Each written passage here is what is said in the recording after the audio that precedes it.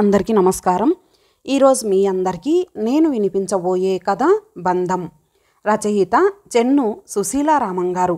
ఇక కథలోకి వెళితే, తెల్లవారుజామున 5 గంటలకు అలారం మోత విని హడావుడిగా లేచింది పార్వతమ్మ. పక్కన పడుకున్న మనవడు కదలడంతో వాణ్ణి మెల్లగా జోకొట్టి పక్క బట్టలు తడిసి ఉండడం చూసి అవి మార్చి తడిసిన బట్టలు పట్టుకొని మెల్లగా యువతలకొచ్చింది. గబగబా కాలకృత్యాలు తీర్చుకొని స్నానం కానిచ్చి దేవుని దగ్గర దీపం పెట్టేసరికి పాల ప్యాకెట్లు వచ్చాయి. పాలు స్టవ్ మీద పెట్టేసి పక్క స్టవ్ మీద ఇడ్లీ కుక్కరు పెట్టింది. ఇంతలో మనవడి ఏడుపు విని అటు వెళ్ళేసరికి వాడు పాక్కుంటూ మంచం చివరికొచ్చేసి ఉన్నాడు.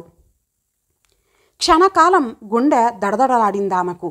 ఒక్కడుగులో వెళ్ళి వాణ్ణి అందుకుంది. వాడు పక్కంతా పాడు చేసేశాడు.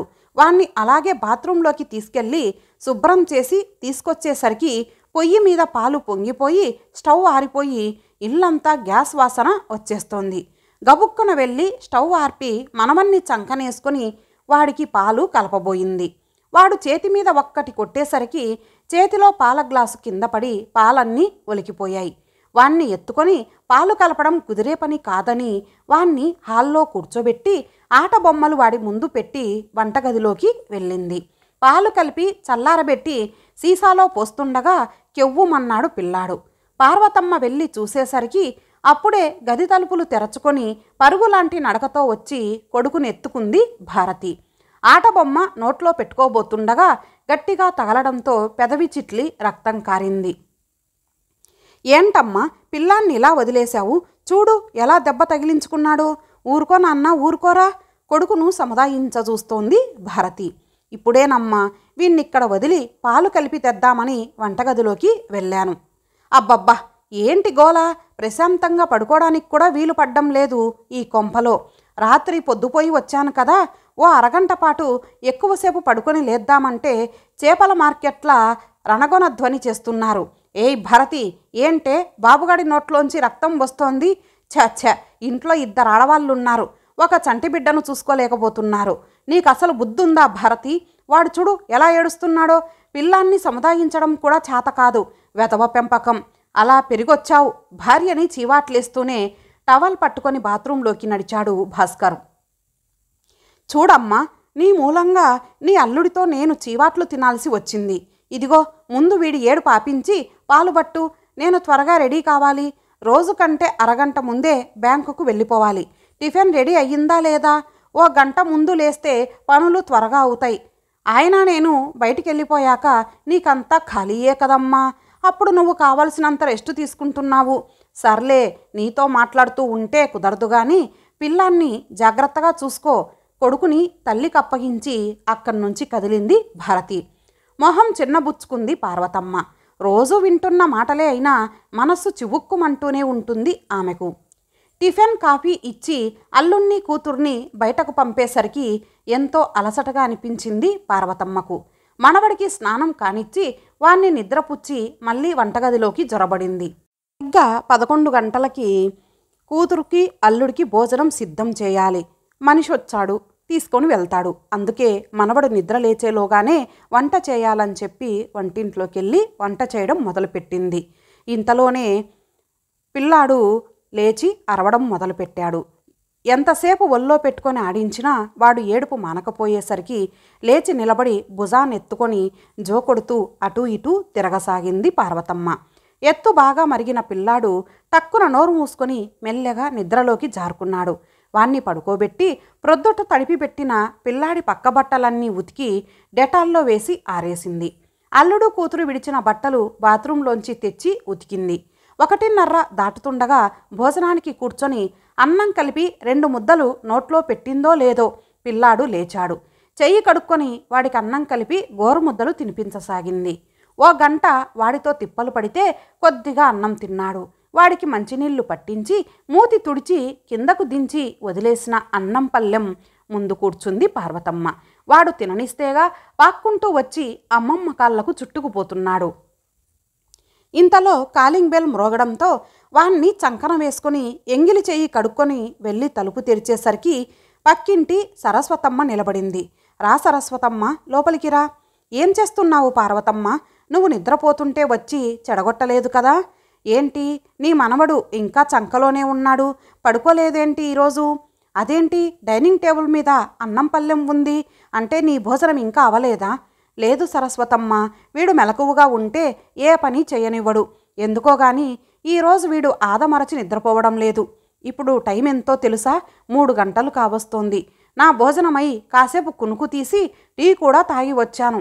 ఏంటిది పార్వతమ్మ, ఈ వయసులో టైం ప్రకారం తినకపోతే ఎలా? నీ ఆరోగ్యం పాడవదు. వాణ్ణి ఇలా ఇచ్చి నువ్వు భోజనం చేయి.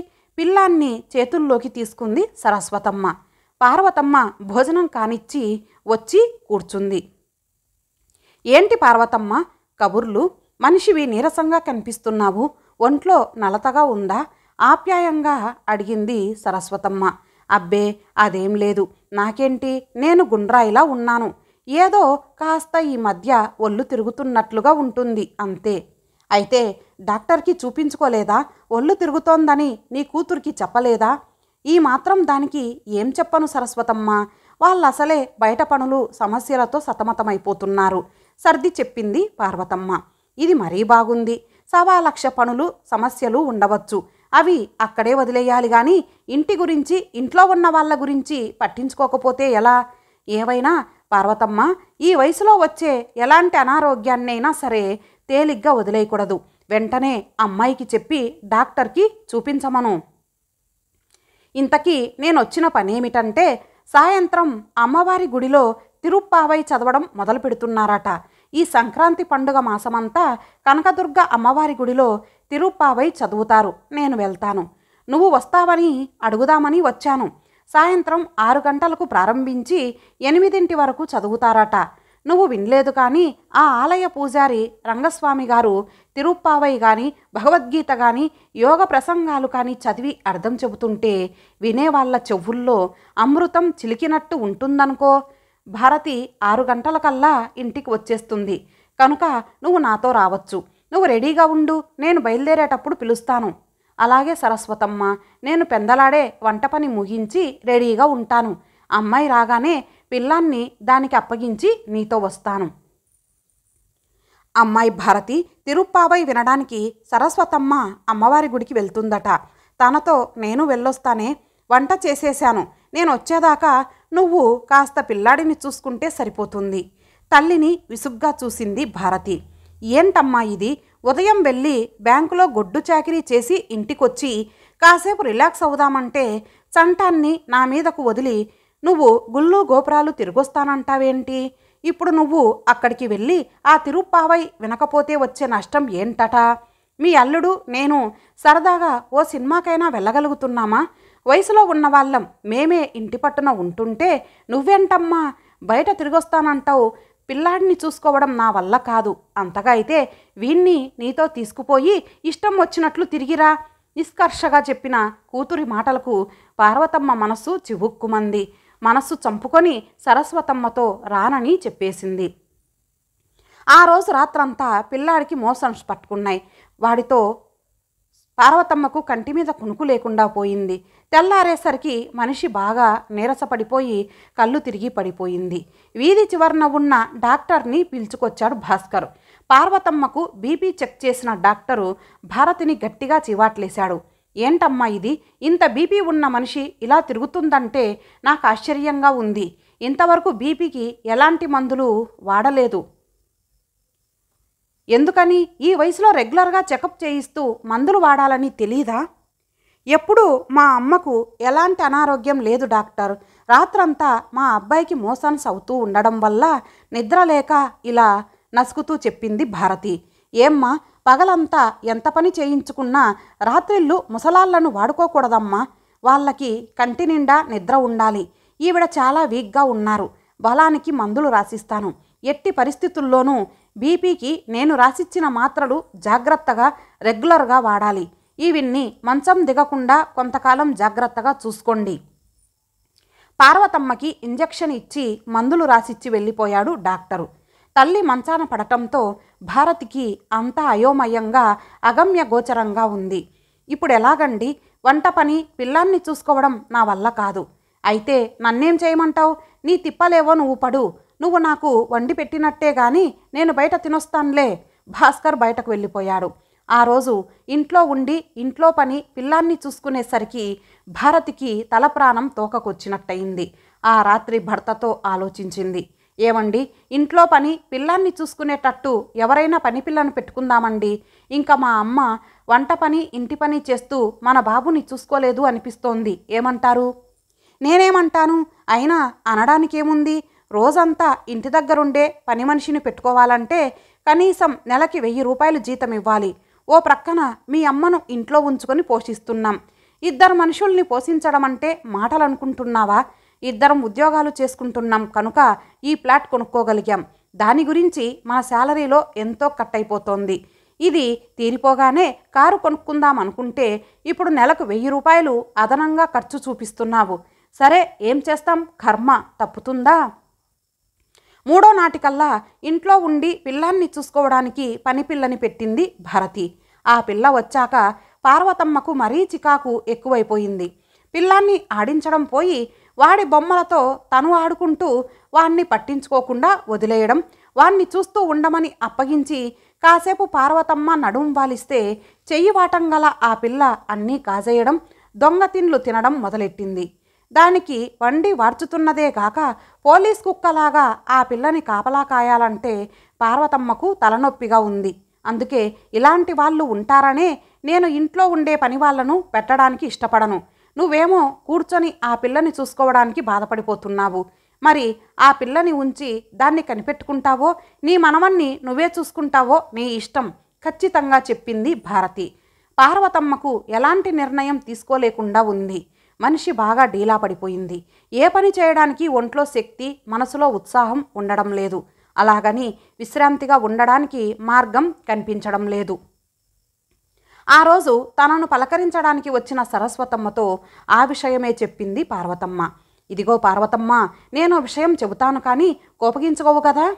అదేంటి సరస్వతమ్మ, నువ్వు నాకు ఆప్తురాలివి, నా శ్రేయోభిలాషివి, నువ్వు నా మంచినే కోరుకుంటావు. నీ మీద నేను కోపగించుకుంటానా? నీ ఈ పరిస్థితికి కారణం 100కి 100 పాళ్ళు నువ్వే. ఏంటలా చూస్తావు? నీ వయసు సైతం మర్చిపోయి ఎవరు నిన్నిక్కడ గాడిద చాకరీ చేయమన్నారు? పిల్లల్ని కంటాం, వాళ్ళని పెంచి పెద్ద చేసి ఓ దారికి తెస్తాం. ఎన్ని కష్ట నష్టాలకు ఓర్చుకోనైనా ఆ బాధ్యత మనది కనుక అది నెరవేర్చాలి. అంతేగాని మన మనుమల బాధ్యత కూడా మన నెత్తి మీదనే ఎందుకు వేయాలి? ఇంకా మనకంటూ ఓ జీవితం లేదా? ఇష్టాయిష్టాలు కోరికలు ఉండవా? పుట్టింది మొదలు కాటికి పోయే వరకు ఆడదానికి ఎవరో ఒకరి బాధ్యత మోస్తూ బ్రతకాల్సిందేనా? ఆమె మాటల్ని మధ్యలో అడ్డుకుంది పార్వతమ్మ. సరస్వతమ్మ, నీకంటే ఉన్నది 3 మగపిల్లలే. వాళ్ళు 3 నిన్ను బాధ్యతగా చూసుకుంటున్నారు. నువ్వు ఎవరి దగ్గర ఉండాలనుకుంటే వాళ్ళ దగ్గరకు వెళ్ళి ఇష్టమైనంత కాలం ఉండి వస్తుంటావు. కానీ నా పరిస్థితి అలా కాదు. ఉన్నది ఒక్కగానొక్క ఆడపిల్ల. తల్లిదండ్రుల బాధ్యత కూతురికి ఎందుకుంటుంది? కూతురికి బాధ్యత లేదంటున్నావా? ఎందుకని పార్వతమ్మ? అలాంటి అపోహ మనసులోంచి తొలగించు. ఆడపిల్ల ఏంటి, మగపిల్లాడేంటి, ఇద్దరూ కన్నవాళ్లను చూడాల్సిందే. ఈ కాలంలో ఆడ మగ అన్న తేడా లేకుండా పెంచడం లేదు. ఏం, నీ కూతురికి ఏం తక్కువ చేశావు నువ్వు? పిల్ల చిన్నతనంలో తండ్రిని పోగొట్టుకుంటే తల్లి తండ్రి నువ్వే అయ్యి బాధ్యతగా పెంచుకోలేదా? మంచి చదువు చెప్పించి బ్యాంక్ ఆఫీసర్ని చేయలేదు? నిజమే, కన్నబిడ్డ కనుక నా కూతురికి నా మీద ప్రేమ ఉంటుంది. కానీ పరాయి అమ్మ కన్నబిడ్డ అల్లుడికి నా మీద అక్కర ఎందుకుంటుంది? అతను మంచివాడు కాబట్టే కదా నేను వాళ్ళ దగ్గర ఉండగలుగుతున్నాను. కూతుర్ని అల్లుణ్ణి సమర్థించుకొచ్చింది పార్వతమ్మ. నువ్వు చెప్పింది వాస్తవమే. కూతురు అల్లుడు కొడుకు కోడలు వాళ్ళ మంచితనం మూలంగానే మనం వాళ్ళ దగ్గర ఉండగలుగుతున్నాం. అంతేకాదు పార్వతమ్మ, మనది అని చెప్పుకునే మనకంటూ ఏదన్నా స్థిరాస్తి మన పేరున ఉంచుకోవాలి. దానికోసమైనా చచ్చినట్లు వాళ్ళు మనల్ని అభిమానంగా చూసుకుంటారు. అంటే అందరి పిల్లలు ఈ కోవకు చెందుతారని అనను. నీ విషయమే తీసుకో. నువ్వు ఉన్నదంతా ఖర్చు పెట్టి నీ కూతుర్ని ఇంతదాన్ని చేశావు. మిగిలి ఉన్న ఇంటిని కూడా ఎప్పుడో భారతి పేరున రాశావు. ఇప్పుడు నీ పరిస్థితి ఏంటి? ఇలా అంటున్నందుకు నా మీద కోపగించుకోకేం? నీ కూతురు ఇంట్లో నీ స్థానం ఏమిటి? పని మనిషి, వంట మనిషి, ఆయా, ఇలా ఎన్నో అవతారాలు ఎత్తుతున్నావు. ఒంట్లో బాగుండకపోయినా 4 రోజులు విశ్రాంతిగా ఉండడానికి సైతం వీలు పడ్డం లేదు. ఇదంతా నీకు అవసరమంటావా? కృష్ణ రామ అనుకుంటూ గుడులు గోపురాలు తిరుగుతూ ప్రశాంతంగా ఉండాల్సిన ఈ వయసులో ఈ జంజాటాలు నీకు తప్పడం లేదు. ఇదంతా స్వయంకృతమే పార్వతమ్మ. ఉన్నమాట నీ మొహాన అన్నందుకు నన్ను అపార్థం చేసుకోకేం. ఇంక నేను వెళ్తాను, గుడికి వెళ్ళాలి. నీ ఆరోగ్యం జాగ్రత్త పార్వతమ్మ. సరస్వతమ్మ వెళ్ళిపోయినా పార్వతమ్మ అలాగే కూర్చొని ఆలోచనల్లో మునిగిపోయింది. ఆ రోజు నుండి వారం తిరిగేసరికల్లా పార్వతమ్మ ఇంట్లో కనిపించలేదు. ఆమె రాసిన లెటర్ మాత్రం ఉంది. చిరంజీవి భారతికి, నేను వృద్ధాశ్రమంలో ఉండిపోవడానికి వెళ్ళిపోతున్నాను. నన్ను తిరిగి ఇంటికి రప్పించడానికి మీరు ఎలాంటి ప్రయత్నాలు చేయవద్దు. మానసికంగా శారీరకంగా ఎంతో అలసిపోయి ఉన్నాను నేను. ఇప్పుడు నాకు ఎలాంటి బంధాలు అనుబంధాలు లేవు. ఎట్టి పరిస్థితుల్లోనూ నేను ఇంటికి రాను. నాలాంటి వాళ్లను హక్కున చేర్చుకోవడానికి ప్రభుత్వం ఏర్పాటు చేసిన వృద్ధాశ్రమాలు ఉన్నాయి. నా శేష జీవితం ప్రశాంతంగా అక్కడ గడిపేస్తాను. ఇంతకాలం నన్ను పోషించినందుకు నీకు భాస్కర్కి నా ధన్యవాదాలు. ఇంతటితో ఈ కథ సమాప్తం. మరలా మరొక మంచి కథతో కలుద్దాం. అంతవరకు సెలవు. నమస్తే.